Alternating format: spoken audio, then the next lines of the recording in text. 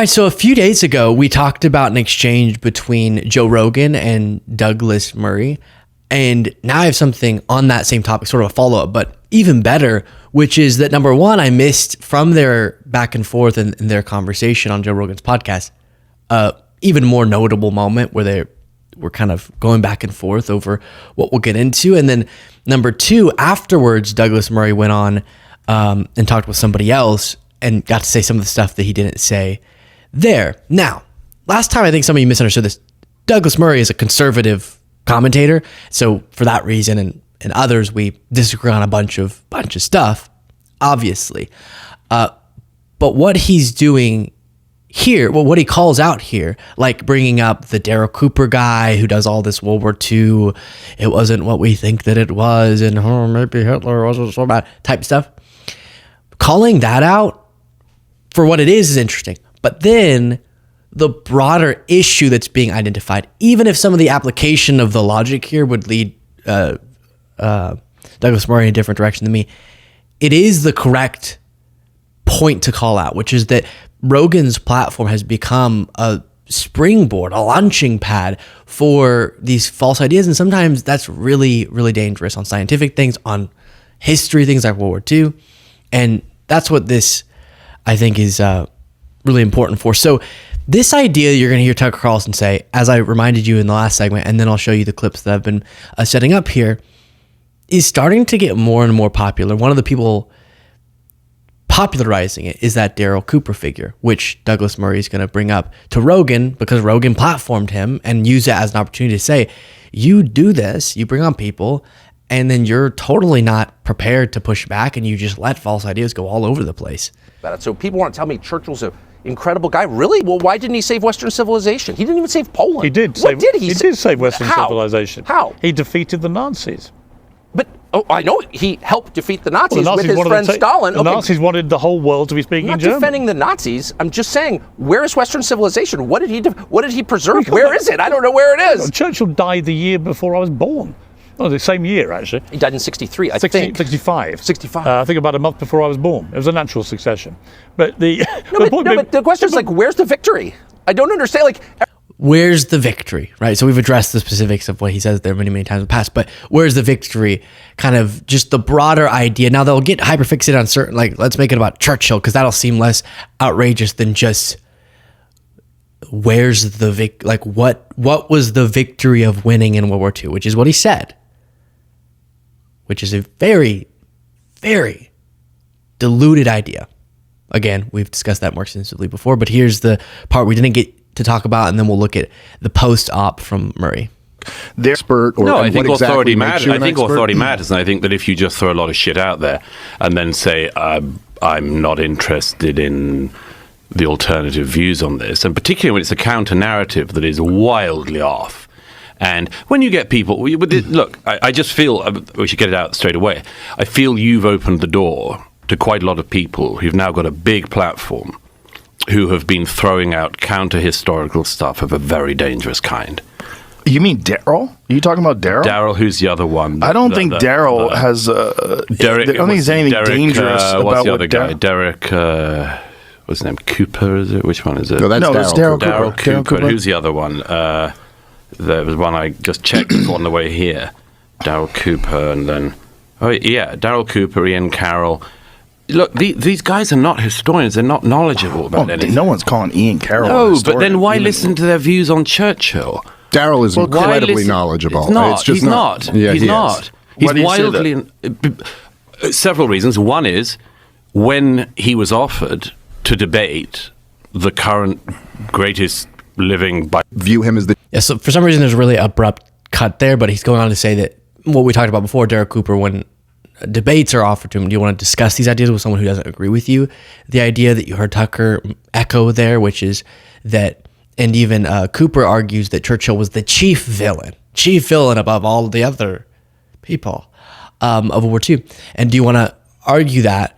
And he doesn't want to. But then we proceed here. The chief villain is my hyperbolic, provocative statement. But what's Douglas, the point of that? Well, okay, but Pat Buchanan wrote an entire book on this. Is he not allowed? Is he not an expert? Is he not allowed to be He's interviewed? certainly not an expert. He can be interviewed. I've watched Pat Buchanan debate. I watched Pat Buchanan debate against Churchill historians, and he was absolutely leveled because he doesn't know what he's talking about. When did Pat Buchanan debate and get leveled? About 20 years ago. I'm just He curious. I debated haven't seen against this. Andrew Roberts and several other historians at Intelligence Squared in London. I was there. He didn't know what he was talking about. He had a contrary view, and it was interesting and stimulating to hear.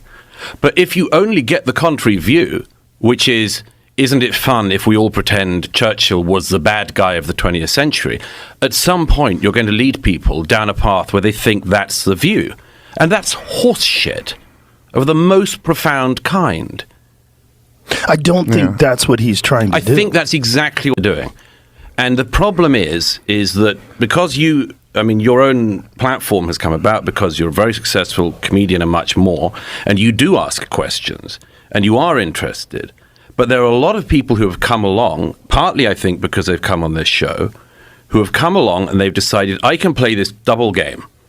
On the one hand, I'm going to push really edgy and frankly sometimes horrific opinions.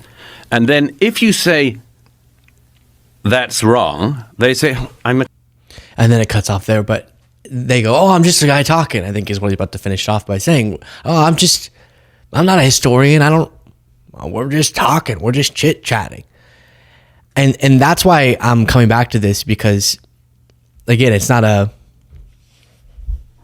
some crazy hero moment that Murray could identify this, like many liberals have, like conservatives have, like I think most rational people should, which is that the environment that gets set up on a Rogan platform where people who are misleading and are really good at misleading in many situations sit down in front of someone who treats everyone like they're just chit-chatting and provides that level or that lack of pushback, and then decides to, because he finds it interesting or whatever, engage with people who espouse things that the consequences of those thoughts, people can share them, people can have them, but the consequences of them, if they're not engaged with thoughtfully, can be really bad. Because I think we come back to this a lot, but I think Rogan genuinely thinks that his audience doesn't take what's being said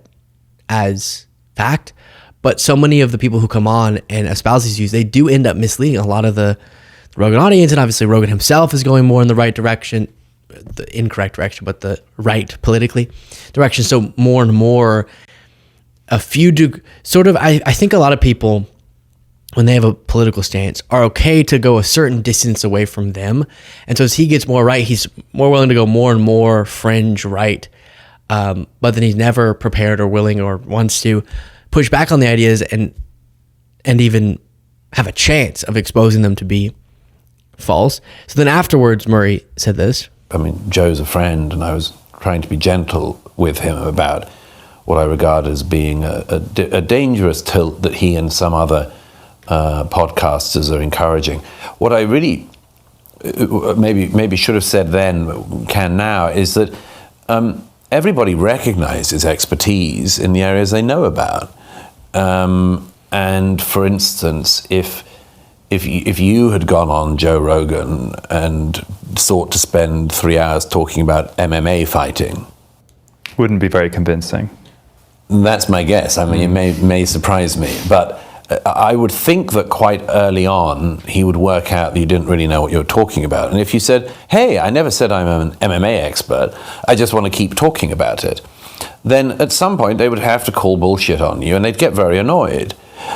Well, okay, that's the same with lots of other things. I get very annoyed when I hear people who are in no way recognizably historians, in no way recognizably expert in the subjects they talk about, regurgitating false versions of history that I saw debunked already in my lifetime. I mean, there's an area of the American right which is at the moment simply reheating David Irvingism. Well, we saw that off 30 years ago.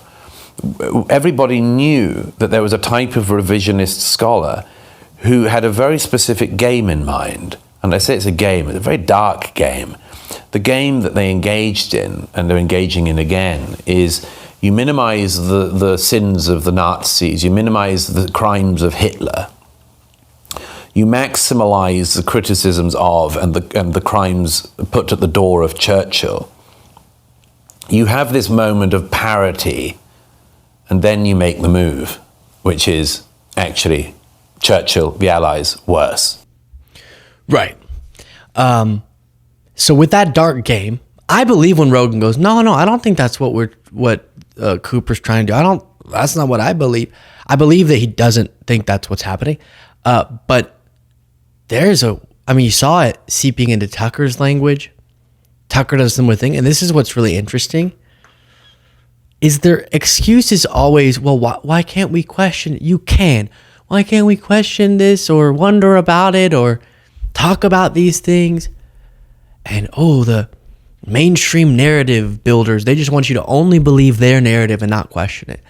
But then they set up these weird yes men environments that are the same thing, just with the opposite. Like, they're as sheepish as they accuse mainstream consensus believers of being, but they just take the opposite stance on everything. So they're just default the opposite of what mainstream media wants you to believe, or mainstream historians.